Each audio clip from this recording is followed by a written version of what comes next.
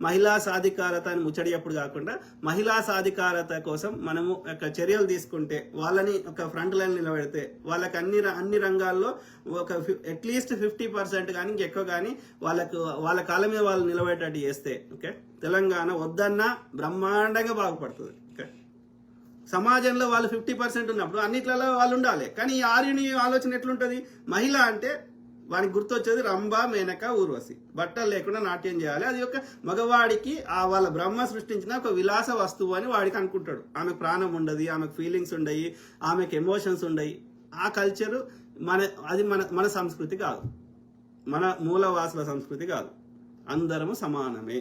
Okay, మహిళకి మనం ఇచ్చే ప్రాధాన్యం అది వేరే లెవెల్. వాడు దేవత అని ఒక దిక్కు మొక్కుతాడు, ఒక దిక్కు నాట్యం చేపిస్తాడు. ఎట్లా కలుస్తుంది అది?